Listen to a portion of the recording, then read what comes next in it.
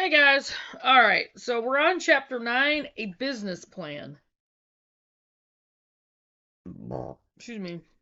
What is it for and do you need it? I'm going to do 2 videos out of this chapter, mainly because I don't have time to do 2 right now.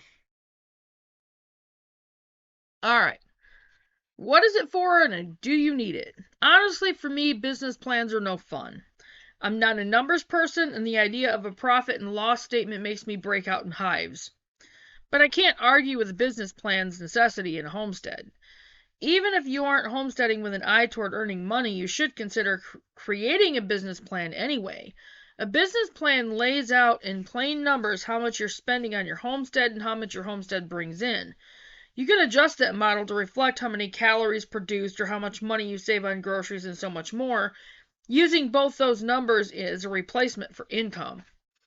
You can also consider other things as income, products or services received as a result of bartering, money saved by producing your own soap, detergent, medicinal herbs, or handmade gifts for friends and family members.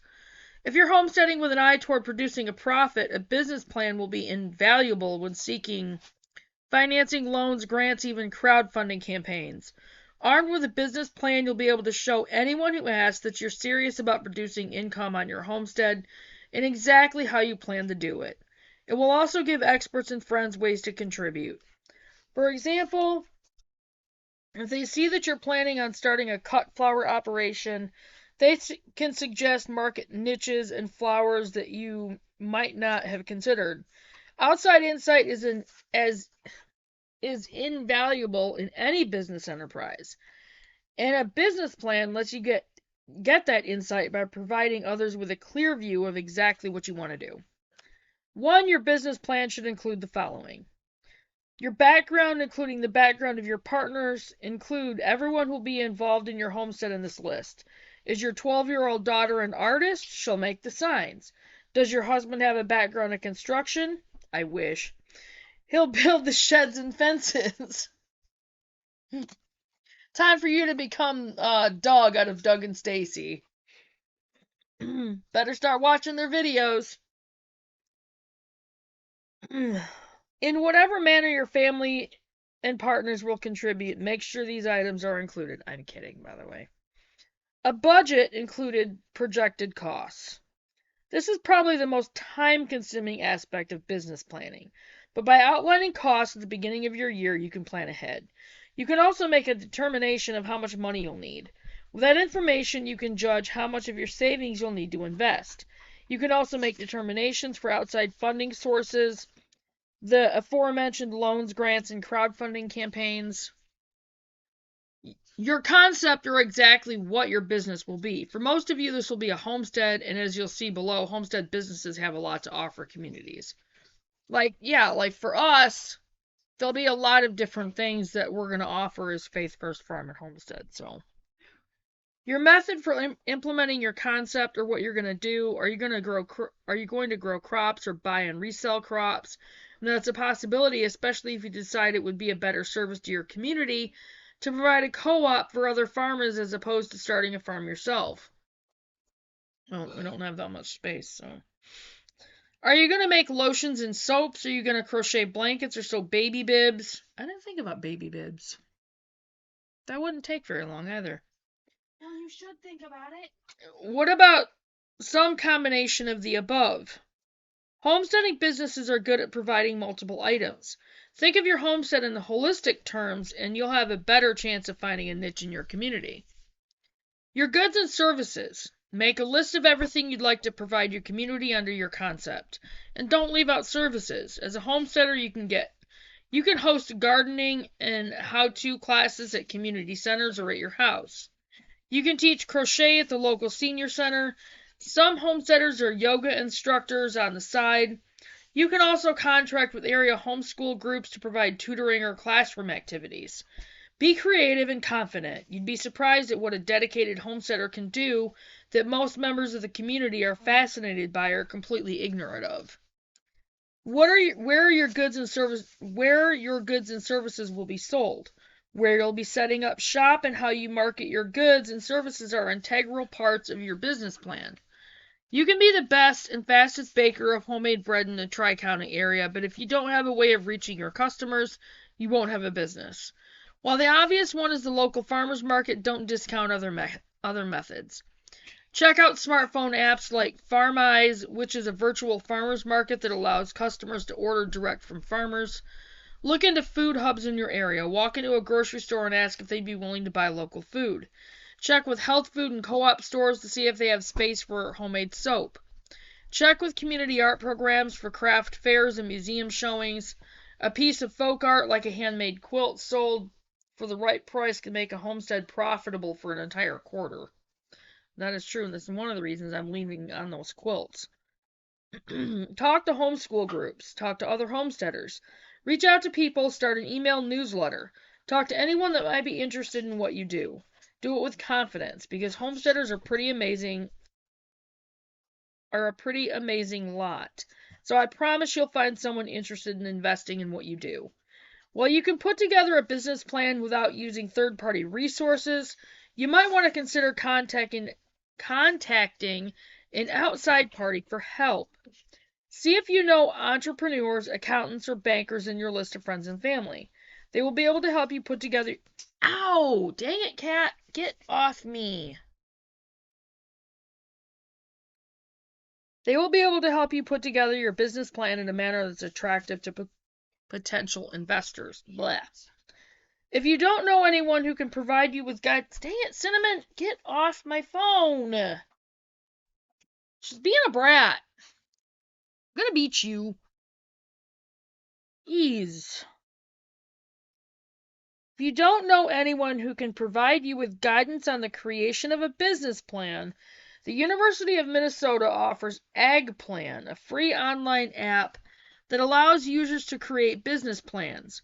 Although it was designed specifically for agricultural enterprises, it can be used for any type of business.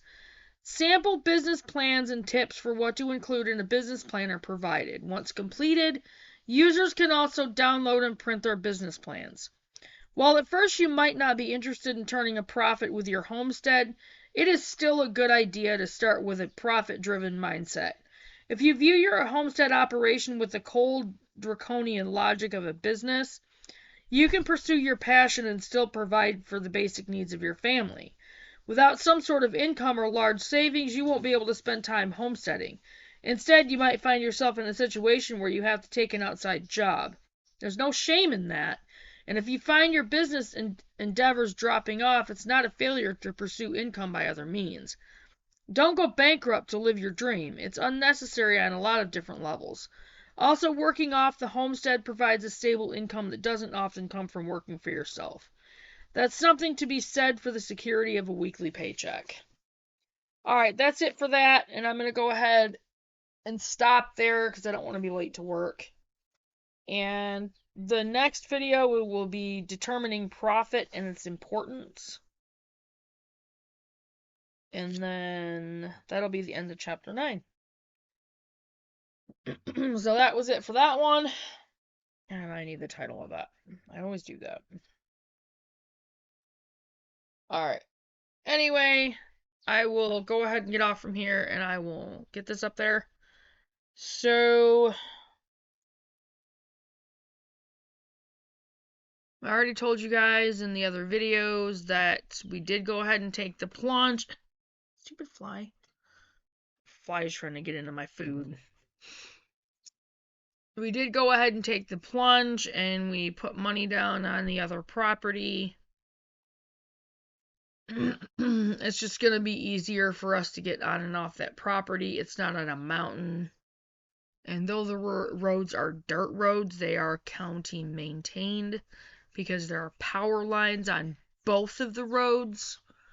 So, I mean, it's kind of a bummer in a way, but I mean, I really do like the property up there on the mountain. I really, really do. I told Sandy this morning at church that I told her, I was like, you guys just go over there and go ahead and take those trees, dig them up, and just plant them on your own property. So I think I've got to re-pull my hair back. Anyway, so that way, those fruit trees will be on their homestead. And Andrew has a way for us to get a bunch more fruit trees, and we're going to, line them. I forgot exactly what he was saying. We're kind of going to end up basically kind of creating that food forest kind of thing. I also offered Leanne yesterday for her to come out and, right now she has an RV camper trailer, or she's going for one. And, I told her, you can have a kitty corner from where we're going to be. So, because I really do care about Leanne, and she's got a lot of problems and a lot going on, and I want to be able to help her out. And I know I can. It's just, she would need to be close, so.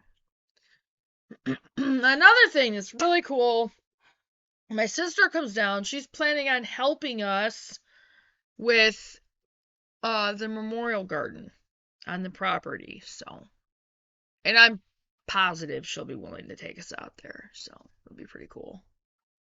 Anyway, but you guys are gonna go along for the ride the whole time, just like I was gonna do with the other property. Like I said, Andrew has a way for us to get a bunch more fruit trees, like probably 4 times what we planted up there, if not more. So, but I'm gonna be aiming towards working on getting us jobs from home. I'll let you guys know how that's going along the way. Plus, I'm gonna be working on quilts. I am going to be working on getting more fabric, constantly. But I'm going to be working on quilts and consistently, working on quilts. So, they're going to be quilts of many different sizes. I will do king size quilts. I will do queen size, full size, twin, single, and baby. Okay? The prices are going to be higher on the quilts. They have to be. There's a lot of work that goes into them. Though it doesn't take me long to get the quilt blocks put together, I do end up with a lot of money invested in them because of having to buy the fabric for the quilt blocks. And I'm spending anywhere from $13 to $25 to $35 on quilt blocks. And I have to buy more than one set for one quilt. So I've got that money going into them along with the natural cotton that I'm going to be using for the middle part, and then the fabric that I'll have to buy for the backing of it. And then, of course, all the thread. So, yeah, it's going to be a big thing, and that's why I have to charge quite a bit for it. So, I'll let you guys know that more, down the road. And I'm going to be buying, some quilt storage bags, some bigger ones, to where, they're safe from everything. You don't have to worry about that. So, that's probably what I'll just sell them in. But, with that, I will put those on our store. So, obviously you'll be able to use a card to pay for them. Anybody local, if it's a hand-to-hand thing, if you had a card, I will be getting a square that attaches to the phone. So, card transactions will be possible.